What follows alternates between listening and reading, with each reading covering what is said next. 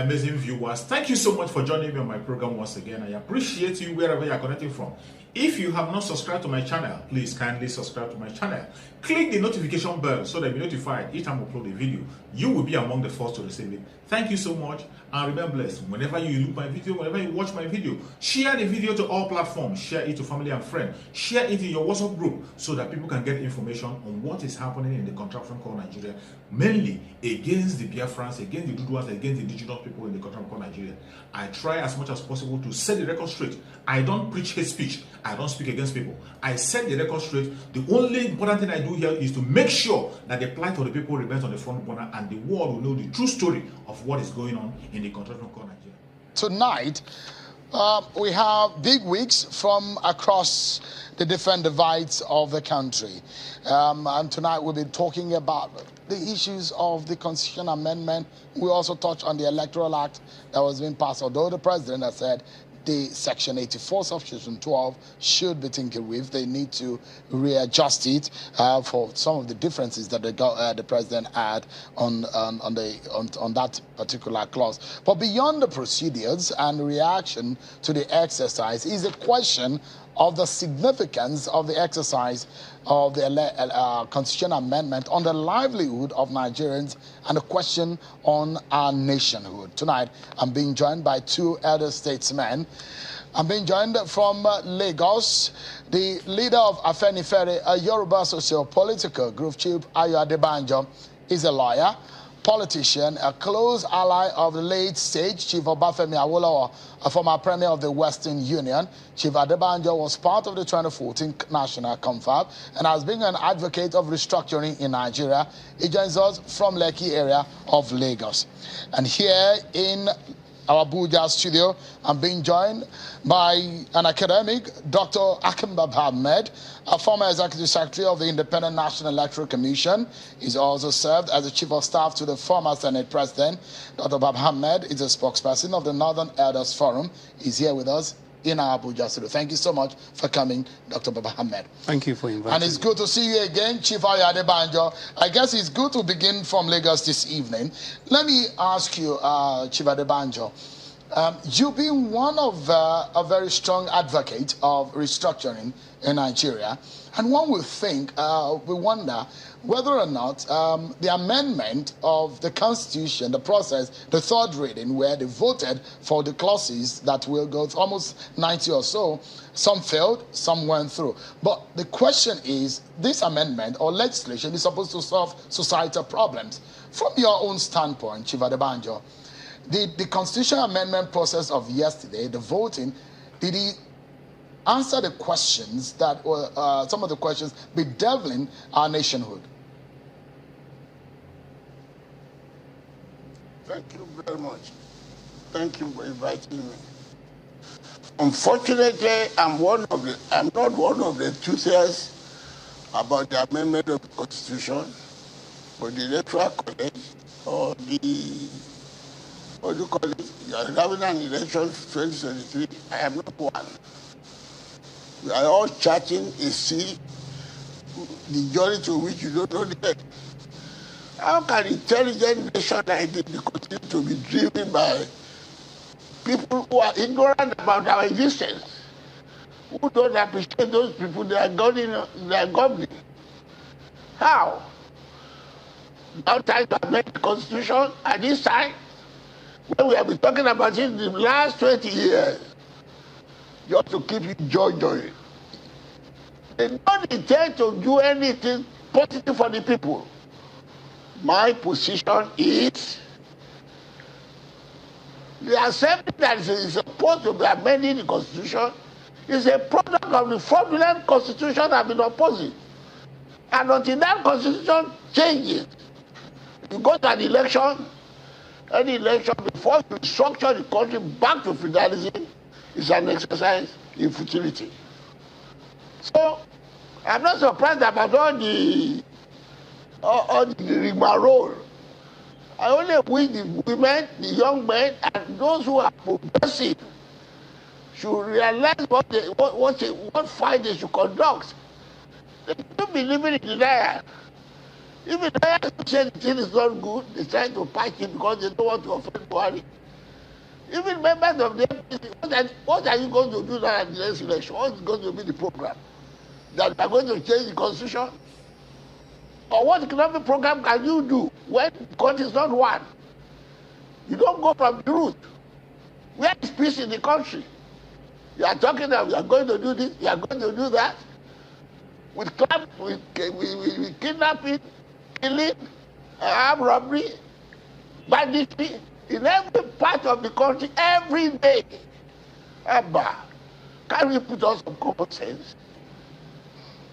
Until you do that first, don't waste your time. And I hope I'll be alive when all the journey you are trying to do, whether it will lead you to anywhere. Let me ask, there are those of the school of thought that we might be treading on a very dangerous path. Should we go in the radical way of changing our constitution, that we do not have a choice, we are on that path, and we could, you know, we could make do with the constitution and just tweak it and adjust it the way we want at some point and achieve towards the end that some of the things that you have described. But from what of the issues that were raised, for example, devolution of powers, there are about 5 or 6 items on the issue of devolution of powers, which are some of the issues that have been raised by a lot of people saying, look, the cost of governance in this country is just too much. And the lawmakers are saying we're trying to deal with that kind of problem. Does that area satisfy you in some way? Or is there a particular area in the amendment exercise that gives you a bit of a joy? My dear, I'm not one of those carried away by this mischief. There's no sincerity in the amendment. You don't get the point I am making. Who are those making the amendment? Those are the beneficiaries of the fraud in the Constitution. How are you amending a Constitution you don't take part of? Did you make it? What is our input? A Constitution that tells lies about itself. And we are enjoying it. And those who are the beneficiaries of the awkwardness and the inequity in the Constitution are now dribbling you. Give you 2 out of 4. You should be satisfied with that. And we can't see it. I can see it. I'm too old to be dribbling by as I said, they can't teach their grandfather to soccer. I know the beginning of this country, what brought us together, what our problems were, how we got over them, how the military came in and disturbed everything. And they said they were leaving and they want to leave the constitution, the awkward constitution behind. You can't see that. That is the beginning of your problem. But Chief Adebanjo, apologies to question. Since you're a lawyer, you might be able to educate us tonight on the legal way out. If you're saying that the Constitution of 1999 Constitution is a fraud, then how can we, because that is the legal basis in which this country is standing at the moment. Is there any way that we can remove that Constitution? Where are we going to be standing legally speaking as a people? Is the ground up? Is the chief law that we have in this country? Thank you.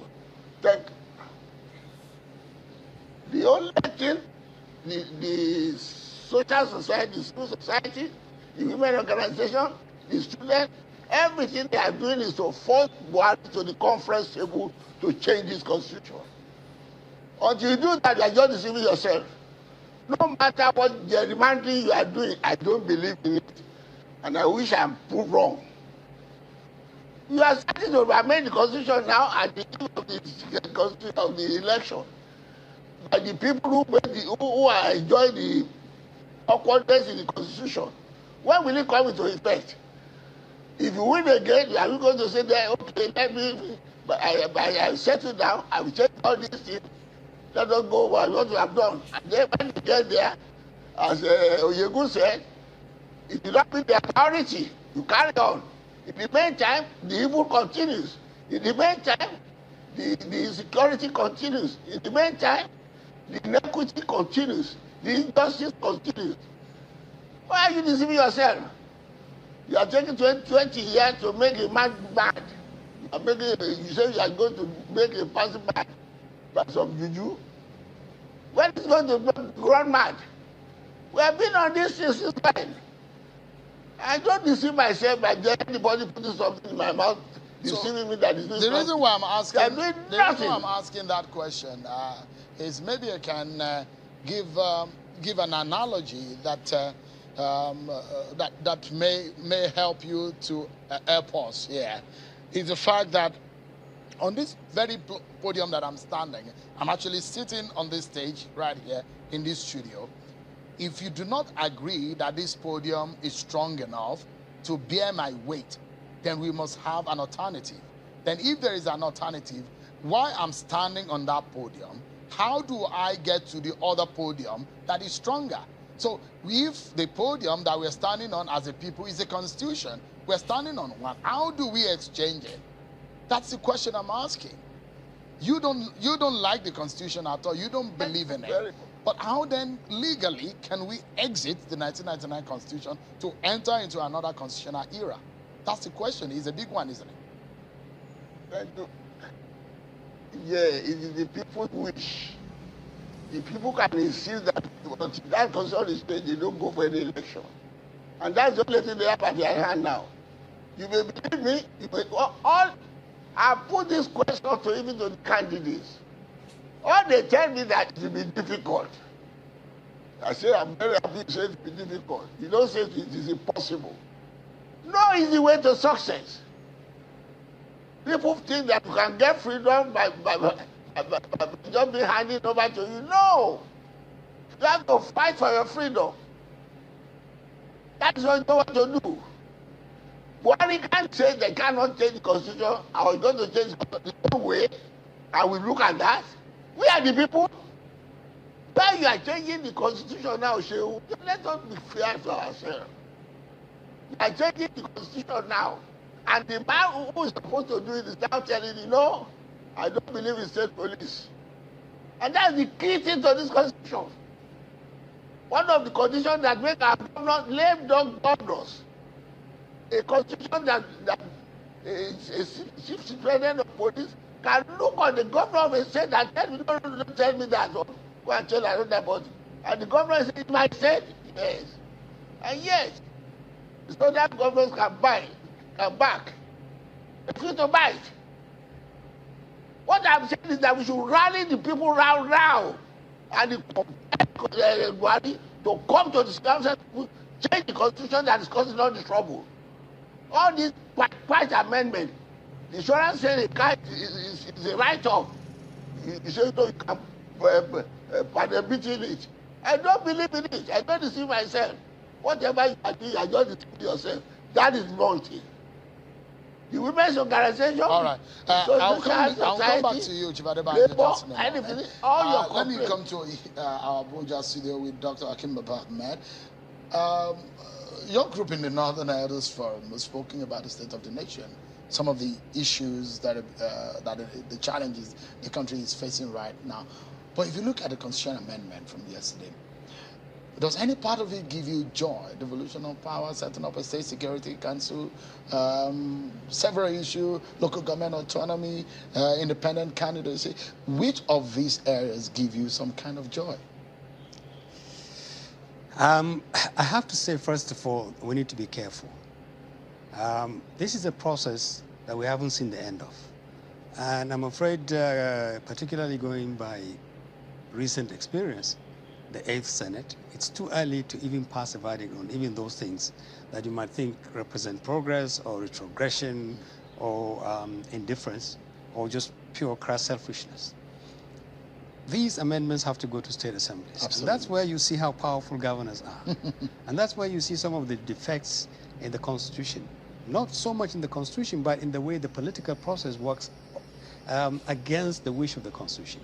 You have state assemblies, which are supposed to enjoy sufficient autonomy to look at these amendments as the Constitution provides, decide whether they represent an improvement in the manner in which Nigerians are governed or not, vote on them, and then send them back to the president.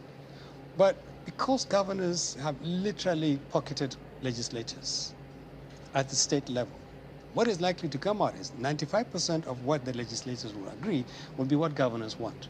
This is what we saw in the last Senate. A lot of the amendments that you've seen debated yesterday, assented to yesterday, or rejected, we saw in the last... Independent candidacy failed at the level of the state's assembly voting. Well, those are some of the issues. When you address issues that represent positive improvement in terms of leadership selection, that's where you see the crass selfishness of the people holding power. They look at themselves as the beneficiaries or the losers of any amendment, rather than the Nigerian people. We are running a democracy that is working for those who will power, rather than the people who put them in place. So, again, like I said, it's too early to pass a verdict. This still has to go to state assemblies. They would have their say, but more importantly, governors will have their say. What will come back is likely to be a small percentage of what has been assented to. Then it comes back to one person, the President of the Federal Republic of Nigeria, who has all the powers in the world to look at it and say, I like this, I don't like it. I'm not sure the President has the power in constitutional amendment. If it comes back from the state. He has to assent to in a constitutional amendment? Yes, he has to. Oh, that's my understanding of it. No, I think from the 1999 Constitution, Section 9 does not give, except if you are to do with legislation. But for constitutional amendment, I think it's after the states, then it's ratified. All right, fine. I will yield the ground on that to you. I'm sure you might have stronger basis to stand on that. The bottom line is that the people who would have the final say, if it is the state assemblies, are likely to see what the governors want to see in terms of the amendment. We saw this. So we are not out of the woods. Including rejecting clauses that give them powers. This is the most ridiculous thing that went back. In the 8th Senate, an amendment went through the two chambers of the National Assembly, an amendment that would have given them direct access to their resources. And what came back from the state assemblies was rejection. And you've just seen the Supreme Court squash Executive Order 10. Yeah. This was an attempt to bypass a procedure that the president himself knows would have been killed by governors, because governors have state assemblies in their pockets. So the flaw in our constitution is that it designs a democratic system that is actually the hostage of a political process that works only for the led. Our leaders, our democracy is a government of the powerful, for the powerful, but by the powerful. Nigerians have very little say. When you look at the whole versions, the sections of the Constitution that have been passed, you see a mishmash. But what you see basically is a huge amount, a coalition of interests around the interests of those who currently will power. I'll take just 2 or 3 for you. Just a moment. Yeah. Let me take this commercial break and we'll come back to you, because there's still loads and loads to talk about in all of this. At the end of the day, you as a citizen of Nigeria, you are at the receiving end of all of these laws, because it guides the way and manner your lives are being administered by the people in power. So we'll take a break, and when we come back, these 2 elder statesmen will be giving us perspective on the way forward for Nigeria. Thank you so much, everyone. We have been speaking with Chief Ayo Adebanjo from Lagos. He is the leader of Afenifere, a socio-political group of the southwest region of Nigeria. And Dr. Akim Ahmed is the spokesperson of the Northern Elders Forum. These 2 elder statesmen have been speaking their minds on the state of the nation in respect of the new laws that we are expecting. Constitutional amendment. We'll also be speaking about the Electoral Act, and we will talk about 2023, because we need to talk about those who want to lead this country. So let me get back to Dr. Akim Ahmed. And I look at this, you were going to mention 2 things before we went on that break. Yes. First, let me apologize. I was confusing amendment to legislations with the constitutional amendments. I apologize, and I thank you for the correction. The point I was making, there are some key clauses that would have added substantially to, in terms of improving the quality of the Constitution and the leadership selection. One of them, tragically, was the rejection for setting aside some percentage, 35%, of the elected positions for women. Now, this is not, for a country like Nigeria, the level of underrepresentation of women in key positions and decision-making is tragic, is really tragic. We've reduced women only to the role, basically to the role of voters. Now, the political system has reduced everybody else except the people that we elect as spectators. We are only relevant for the purposes of elections. After that, the people we elect run away with the power and do what they want with it. But I was particularly saddened by the rejection for that. It's not only that, it's all the 5. Yeah, every gender-based amendment was rejected. It was as if you had a legislature that was waging war against women. And you saw the anger in the Minister of Women Affairs. I saw it, said, look, and I saw it. It wasn't it's as if that the lawmakers hated or hate women. Well, I don't know about hating, but I mean, that's how she described it. Yeah, I saw what she said. You have an extremely self-centered set of legislators. There are people who think any concession made to a critical group, like women, is power they lose. They read themselves into all these amendments rather than the interests of the public. And look, if you don't widen the scope for leadership selection, if you don't allow, in one way or the other, greater number of young people and women to emerge through the process, how else do you change the quality of leadership that we have? We currently have quite possibly the worst type, collectively, we have the worst type of leaders that have ever governed this country, both in the executive arm and in the legislature. And I don't want to say anything about the judiciary, but if you hear what people say about the judiciary, you would know how bad this country, in what state we are. How on earth, when you listen to elders like Chief Adebanjo, who thinks only a revolution, because that's what it amounts to. If he rejects in its entirety a constitutional amendment, and he rejects the Constitution as the basis of what the nation stands for, it means obviously he's saying, the only thing that will satisfy me is a revolution. Now, who's going to lead that revolution? On the other hand, you can address substantially issues that relate to restructuring, issues that are vital to improving the quality of our electoral process, issues that affect key categories: women, young people, poor people, voters. How much responsibility and power do voters have over the people who they send to Abuja to amend the Constitution, for instance? Virtually nothing. We had hearings.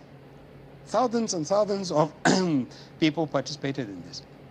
A few legislators sat down, sifted through this, decided what they thought was important, listed it, debated it, and now brought it out yesterday, and you saw what happened. A lot of very key clauses suffered. And we haven't seen the end of this. I emphasize this. We haven't seen the end of this. Because it's still going to the States. If there's any Nigerian that is genuinely interested in making sure that we salvage something real, they need to talk to our legislators at state level. Let me quickly say this, because before I go back to Chief Ayo Adebanjo, I'd like to get your view. Section 7, Section 8, and Section 9. These are areas that up to today, we saw the battle between Tinubu-led Lagos State government and Obasanjo-led federal government, the AG Lagos case and the AG Federation on the issues of local government creation. Since 1999, we've not been able to create one local government, not even a state. Almost from 12 states up until 36 states were created under the military government. And if you look at it, boundary adjustment, almost difficult. These are areas that the Constitution makes it Land Use Act. Land Use Act. NYC. These are areas that are definitely very, very, very difficult to amend. And so if Chief Ayo Adebanjo is of the opinion to change, I'm not even sure the Constitution even gives you the leverage or the permission to be able to go into tinkering with changing the Constitution. So, I mean, if people fought the Constitution, what is the way out from your own point of view? I think the starting point would be elect people there who have enough respect for the people and the Constitution to say, listen, this is what we have is a monster. The 1999 Constitution was created virtually to make it impossible to amend. You cannot have, in a dynamic, developing country like Nigeria, you tie up the Constitution and make it virtually impossible to amend. This is what is feeding all this kind of rhetorics that people think are crazy. We don't want the Constitution entirely. You have to have some Constitution. And how you can have a constitution purely on the basis of the way Chief Adebanjo wants it, as opposed to how somebody else in another part of the country wants it, without necessarily creating some kind of consensus, I don't know. But the bottom line is, we need to address those things that make it virtually impossible to amend this constitution in key areas. And the way to do it is to elect leaders, presidents, governors, legislators, people who believe the only way Nigeria can make progress now is to address the fundamentals of this constitution. And one of them will be to make it relatively easier to amend, number one. Number two, if you can amend it, find those things that represent priorities in terms of amending it. The nature of the federal system. Are you disappointed? If you look at it, I'm asking this in the premise of, look at the issue of security, which you would say perhaps is the most challenging issue in this country. Do you think that it's any area that directly tackle or try to solve the problem of security in the amendment process? Not in these amendment processes. Are you disappointed? Absolutely. Absolutely. Look, they don't like saying this thing. State governments literally fund all security agencies. You talk to any governor, if they're going to be honest with you, they'll tell you. When there's no pressman around, when people like you are not around, they will say the truth. I'm a member of the 2022 committee, and I believe I have the leverage to say this. And when we locked ourselves up in Lagos, and we had a number of governors who were free to speak, what they said was absolutely shocking, even for people who think they know what is going on. They literally fund the military, the police, the paramilitary agencies, everybody. Now, if they run the security agencies, you have to ask yourself, what is the role of the federal government in all this? Federal government will tell you, oh, we're buying weapons, we're buying this. Something is wrong. Now, if people are spending all this money, governance, in supporting the security infrastructure of this country, shouldn't they have some responsibility in terms of actually saying, this is the way we want our security to be done? Should it be a favor? Look, people hold them responsible. They spend huge amounts of our money, and if you just contemplate the level of corruption. If you have a corrupt governor who just wants to take billions and billions of public funds, all he needs to do is to say, I spent it for security. Who the hell, I'm sorry about my language, but who is going to find out and say it's not true? Federal government says it's spending billions or trillions on security. Governors say they are spending billions on security. The military says we're under-equipped, we're under-capacitated, we're undermanned. Police says we don't have anything. Governors say, where is the money I gave you for petrol yesterday? Police said, it never got to us, or we can't move anywhere. Something is wrong. You need to address federating units the way federal units properly run. And one of the ways they run is that they must assume some responsibility for their own security. Let me quickly go back to Chief Ayo Adebanjo. How do you, if you have some reaction before I ask you this question, to the conversation with Dr. Ahmed, is there any reaction you want to get out? Well, I know Ahmed very well, and we know ourselves. Unfortunately, people don't seem to understand when I go to the root of the problem. Ahmed is agreeing with me fundamentally. The people who you are expecting to change the constitution the way it is done are the people who got into office through the fraudulent system. I have always said it. How do you want a product of fraud to amend the fraud? This constitution is made, as he said, for the part that be. And I said earlier on, the military made the constitution to suit them. We said they are not right. The whole country agreed that this constitution is not working. Why are you feeling shy to say damage? Every responsible organization in this country has condemned it. Even the short address of Ahmed, he said this constitution is not working. Why don't you go to the root? As I said, The people who you are expecting to amend the constitution, are they elected to do the constitution? The women who are crying, how many women are in that constitution making? When you talk about constitution making, it's all representative. Like the 2014 constitution by Jonathan, all sections of the country there, labor, student union, young and old judges, all sorts. Who are those there now to protect their interests? That's why I tell them they're not beating about the bush. Until we set down representatives who win the nation constitution, every area of Israel will be represented. The people who expect So, if sorry, Chief Adebanjo, if I may come in quickly. For someone, so I'm trying to get us tonight to find a solution and a way forward. If you are to advise the president, let's assume President Buhari is watching tonight, and you are to advise him, because for us to have a way forward, the political leadership has to take responsibility.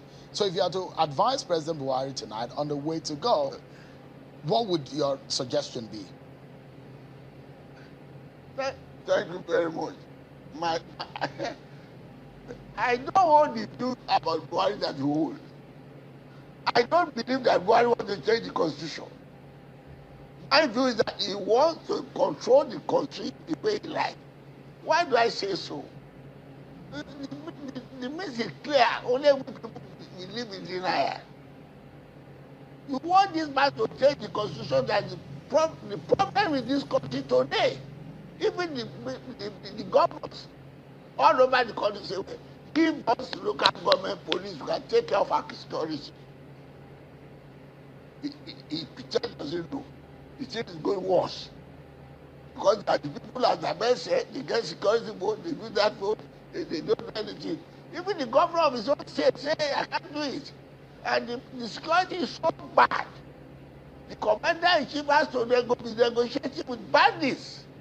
They can't negotiate with people who are asking for their freedom. So they don't address the truth. We are running away from the reality. In this country of multinational, multilingual, multicultural, you want to rule us from a central government. People have said it. Intellectuals, constitutional making, everything. You pretend you don't know. You are still pursuing the wrong path. And you want to get to the right way. It is impossible. That's why I said before, let's see where you will go. With all your... If you are not prepared to... All right. Let me touch on another very important matter, because we're going to this is important. Tell us about the Electoral Act 2022 that has been signed by President Buhari. Give me your view on that. A lot of Nigerians were happy about that, the passage of that election law. Except for the very worrying delay, which ate a little bit into the preparations for the election. I thought it represented a good move in terms of improving the quality of the electoral process, and I'm happy generally about it. There are quite a number of provisions in it that are key. If they can be supported with the resources that we need, they will represent, at least on paper, a very good step forward for elections. Direct transmission is key, but you need to get the technology right. You need to train people to use it. Otherwise, some of the hiccups we're seeing now in elections, by elections, will manifest on a large scale. The provision for independent candidature, controversial as it has been, it will always be controversial. I think it also represents a concession to public opinion, where people become dissatisfied with the performance of political parties. There, as I said, it's a whole. A lot of the provisions there are very good. What we now have is that we have a tight, very, very tight schedule. Not because of the law, but because of the way the process went. And we're going to have a political process, not the electoral process, the political process bearing very heavily on the electoral process. We have 3 months within which all parties have to now conduct all the convention, and allow candidates to emerge. Now, this is a very, very testy period. Rhetorics, conduct, exercises, anything to do with campaigning by aspirants must be done and concluded. And it must be done in an atmosphere that allows free expression, freedom of association. Rhetorics by people who say, oh, don't come and campaign here. We're only interested in southern candidates or northern candidates, must be discouraged. So no matter how good your law is, if the political process is poisoned, and ours is poisoned, severely poisoned, it's been poisoned by, I'm sorry to say, groups, sociocultural groups, of which we have also contributed, because a huge part of the country is already lining up behind this rhetoric that unless it's a southern or northern candidate, we don't want to see them, we don't want to support them, we don't want to have anything to do with them. Is there a position from the Northern Elders Forum on where the presidency should go in 2023? Well, our position has always been that every Nigerian must be free to contest for the ticket of his party, and to the degree that a party trusts a northerner, that northerner must be free to campaign everywhere else, and we would welcome every southerner to contest to compete every part of the country. So, and there must be no hindrance. So there is no those of the school of thought that after President Buhari's 8 years, he should go to the south. The Northern Elders Forum doesn't think that it's fair enough no, we think from that point of view. We don't think there's a legal basis for it. We think it is poor politics. We think it is lazy politics, and it's very poisonous. And the poison is what I'm telling you now. It's not so much the quality of the electoral process now. It is the political environment in which this new amended electoral law has to operate. If we bring in the poison from the political process, it's ours, you can't do it, you can't take it, it has to be ours. If we extend this argument to politicking, campaigning, associations, that kind of thing, we will substantially cripple the electoral process, substantially, between now and June. And then, when candidates emerge, depending on how it plays out, it could end up among the parties. Some will come from the north, some will come from the south. And so if anybody dares to start putting blocks around candidates, you can't come and compete contest here. We will have a very serious problem, and it is important to alert the nation to this. We need to lower down the rhetorics. We need to recognize the fact that presidents have to campaign all over the country. Governors have to go wherever they want. And Nigerians need to recognize the fact that democracy is preeminently an issue that requires tolerance and accommodation. Let me go back to Chief Adebanjo. The same question that I asked you. Chief Adebanjo, although you made a statement earlier that the president was negotiating with bandits, I'm not sure that's official. There's those who will argue that nobody is saying the president has done that in the last few years. But the question I'd like to ask tonight is the Electoral Act, if you want to comment on it, and the issue of where the presidency should go in 2023. What are your thoughts? My dear Chief, I am 94 in April. All those people are arguing about should be this, should be that, they are all product of post-1966. If that is the position, then the country will be one. And I don't like this type of argument coming from Ahmed and others. Is it this time you are going to talk of quality from everywhere? Is it not the way to accommodate the North? That is why we put federal character in the Constitution to accommodate backward areas. If at the time we had independence, Savannah is confident that he has qualified himself, why should they want to break away? It is because the backwardness of the non-canon code. No, we shall go according to everything to accommodate everybody. You have forgotten all this. Don't let us go into an argument that time will not permit us to find out. It doesn't help the unity of this country if anybody is talking about merit now. If it's about merit, are you going to say Balewa one qualified person to be the prime minister at the time? Or you want to tell me that the man who contested against Awolowo was better? Or what was he talking about? Of course, I don't see whether I was born at the time we are talking about. So it is because of the heterogeneity of the country to keep on together that the question of this rotation comes in, to accommodate ourselves as much as possible. When you want to overlook that one now it was his own leader, if I might remind Ahmed, Ango Abdullahi, in 2014, who said it is the turn of the North. It's on record. Let him deny it. And when it's our turn, we have it for keep. What does he mean by that? I have been repeating it, I don't deny it. What does he mean by that? It is our turn. And when we have it for keep because Obasanjo has had it, and therefore Jonathan has had it. Now it is now our turn. Now, so don't let us deceive us. So, Chief Adebanjo, in essence, you are saying that it's a turn of the South in 2023. Bottom line, is that what you're saying tonight? That is the equity, that is the moral, that is the principle. Except by deceiving ourselves. That is the equity.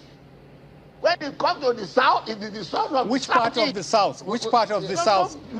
Is it coming to the Southwest or Southeast? Southeast. Southeast.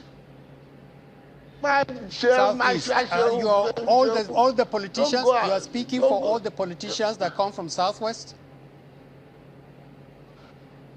My dear, when you say that, Ahmed, I'm not the person that anybody can bamboozle. When I said that is the equity and the moral, how can you say rotation in the North and South? So when it comes to the South now, it will be rotation South, Southwest every time, or Southeast. The South is not part of the South. Sir, I'm only asking if all the politicians from the Southwest agree with you. I'm only asking if Tinubu and Odebanjo and all the others agree with you. That's all I'm asking. Ahmed, that the presidency should go to the Southeast. Ahmed, we are not... just hold on. You can't bamboozle me. In the Southwest, we are Democrats. I'm not saying... People have their view. Argue against my theory that it is equitable that I will come to the South. It is not the South that has had Obasanjo for 8 years. Odebanjo for another 8 years vice president. South that has had his own. And you might not say Southeast. South is not part of the South. That is the question you answer. You negate that. We're totally out of time. We need to go now. Let me allow you just 30 seconds, Dr. Hakeem Ahmed, so that we can go.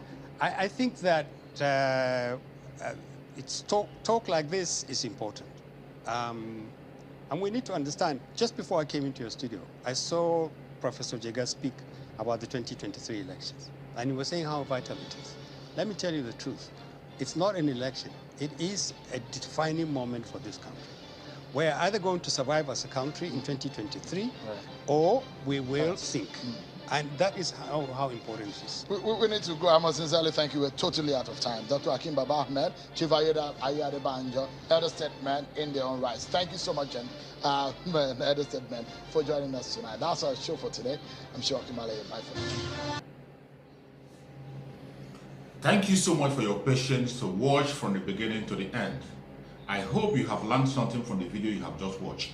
The video you have just watched is to bring information to your doorstep and for educational purpose. It is not to demonize anybody. Let us watch continuously and see who can be able to make a sense out of every nonsense we are seeing. We must continue. We move. It doesn't matter what they do. It doesn't matter what they say. They will kill us. We will kill them. At the end of the day, Biafra is here. Thank you for watching. If you have not subscribed to the channel, please kindly subscribe to the channel. Click the notification bell so that you're notified each time I upload a video.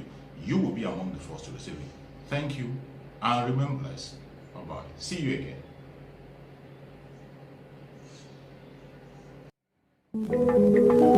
again.